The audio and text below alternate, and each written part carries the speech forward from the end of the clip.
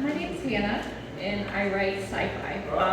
Normally, when I do open mic nights, I usually open with an apology and then also a content warning. So tonight, I'm gonna skip the apology, but I will also include the content warning. So this story, like all my stories, has a lot of violence. So if you don't want any more violence in your life, it will not hurt my feelings. If you just want to exit the room, I'm going to give you a couple seconds if you just want to dip out. No hard feelings. But this short story is called Alien Mom Support Group.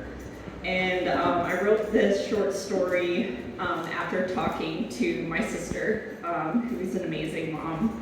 And I am not a mom, but she was giving me some funny stories about being a mom. So I was like, you know what? What if an alien was a mom? So anyways, yeah. Maya set her coffee down and stared at the mess on her kitchen floor, running down the list of cleaning supplies she would need to fix this. This was a really big inconvenience for a Tuesday.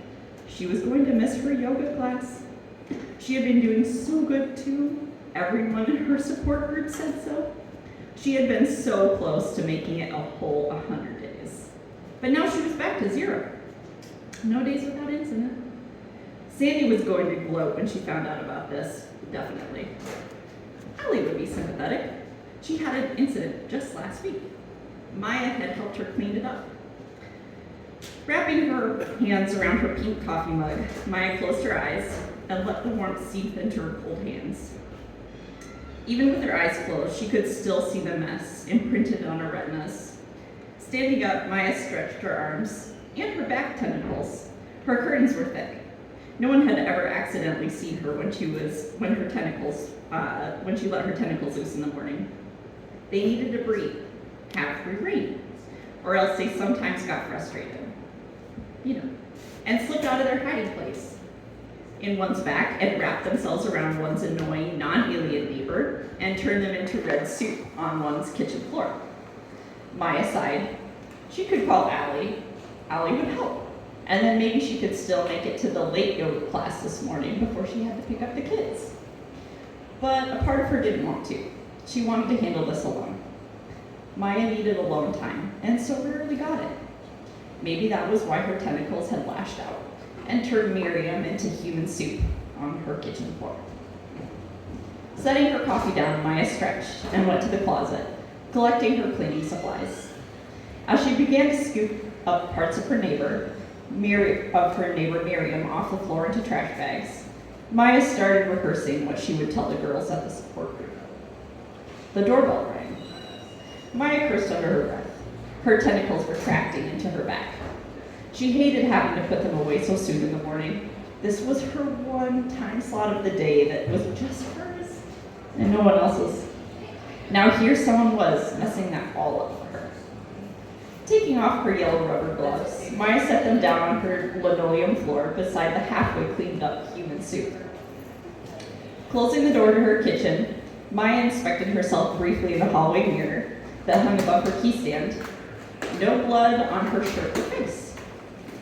Glancing down, she saw a tiny speck of red on her pants, but that was okay. It was hardly noticeable. The doorbell rang again.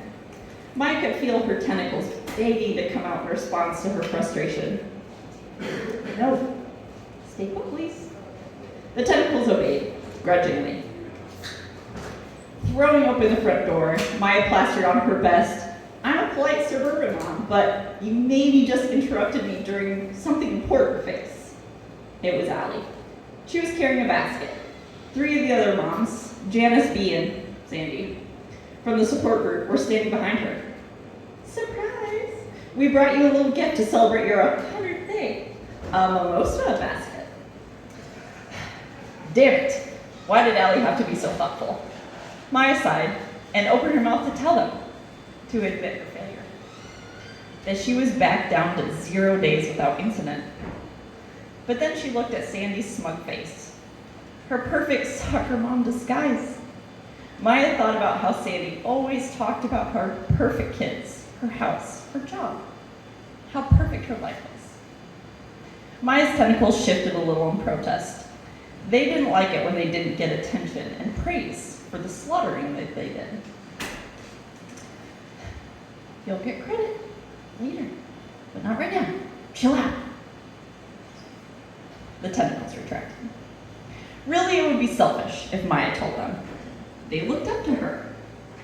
They needed to keep having someone to look up to know that they too could go long periods of time without accidentally letting their tentacles do something atrocious.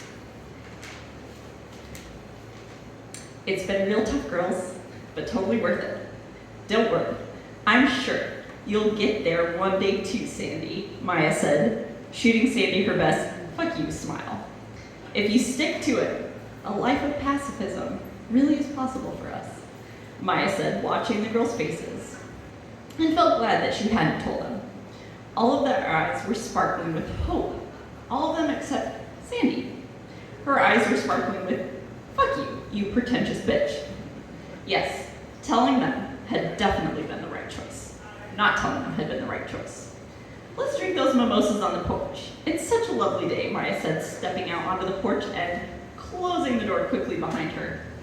They didn't need to know about the mess on her kitchen floor. Thank you.